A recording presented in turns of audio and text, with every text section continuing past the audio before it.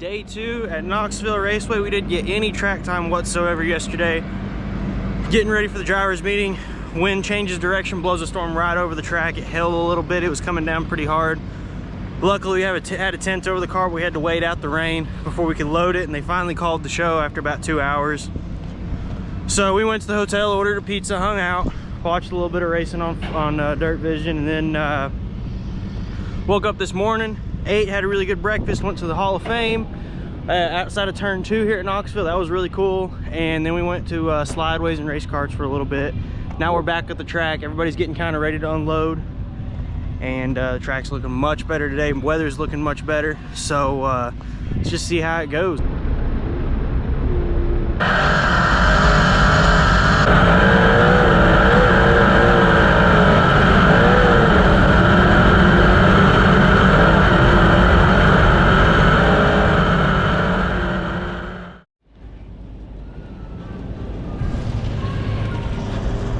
They're working in the track pretty good. Getting ready to go pill draw later today. And the place, I've talked a lot about the track, I think, but the place really isn't that intimidating until you get out there, because it does not really look that big and it's not very wide. And then, like, the biggest deal is, like, look, you probably won't be able to see the edge of this berm, but I mean, you'll see guys run on it tonight. We might even, a couple years ago, we ran on it. I don't know if you can see how steep it is. I mean, it's really steep. So, you know, it's probably 2 foot up and 1 foot out, so that's quite the grade. They definitely don't want you running on it. But yeah, I think this is gonna be a fun night. I think there'll be 30, 35 here. I'm not expecting like a crazy exorbitant number. So, you know, 9 cars in a heat, 8 to 9. Top 4 will transfer. You know, obviously invert the top 6 in each heat. So it's all about your qualifying. And then biggest deal is, like, once you qualify, if you qualify 5th or 6th, you've got to race into top 4 to make the A still. So this format that USAC National runs keeps you on your toes all night. Yeah, you will. I'll get the tires for you so you got traction. I appreciate that.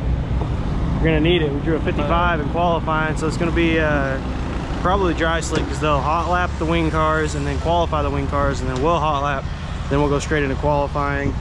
And that's fine, because that puts us later, so we'll have room and time to change anything if we want to, but at the same time, track might be gone by then. So just kind of really all depends on the track, between if we're wanting to qualify really well, or if it's going to put us right on the cusp of the invert, which put us on the front of a heat race. And they're only taking 4 cars out of each heat, and then a B with 6 cars out of the B. So we'll see. Probably gonna be 9 or so cars in each heat. So we'll see what happens.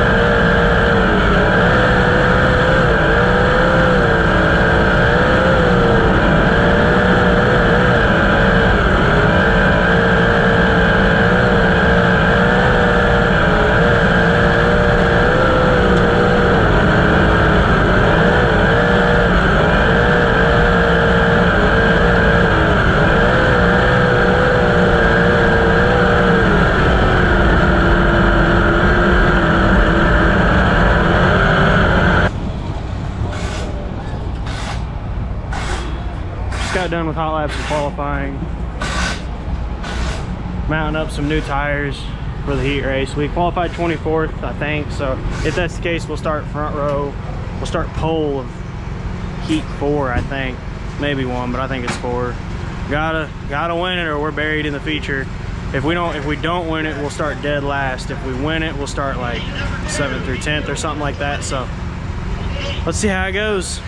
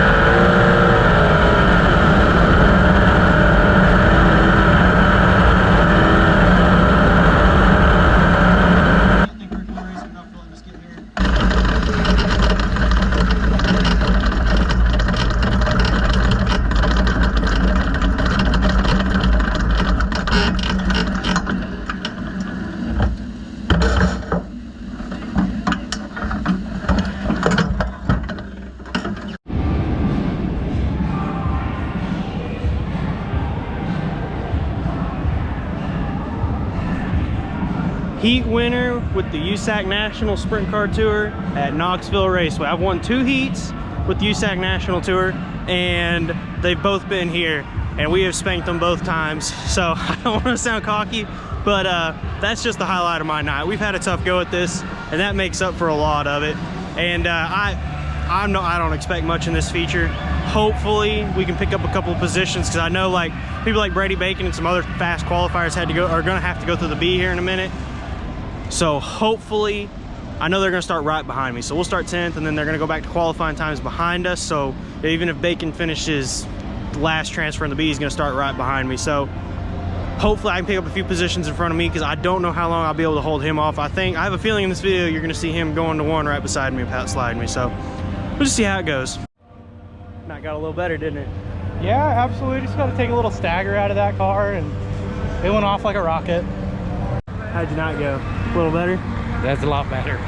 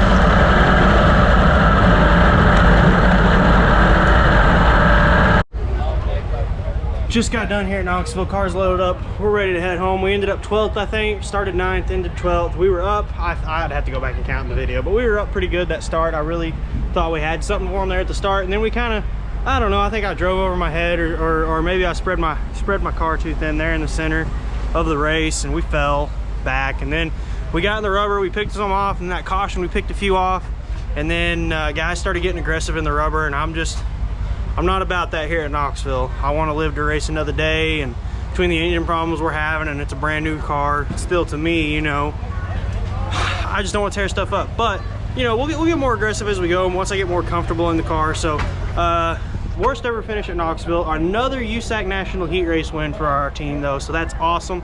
The last place I'd ever think we'd have our only 2 heat race wins with USAC is here at Knoxville. So that's gonna be cool in the video. That's gonna be a cool video by itself. Probably do some voiceover commentary on that one, hopefully. Again, thanks for watching, guys. Thanks CarQuest for bringing us out and supporting us in everything we do. Thanks to my team for putting up with my frustrated self all night after qualifying. It just, Knoxville gets me down in qualifying every year, and then we come back and do awesome. So on to the next one.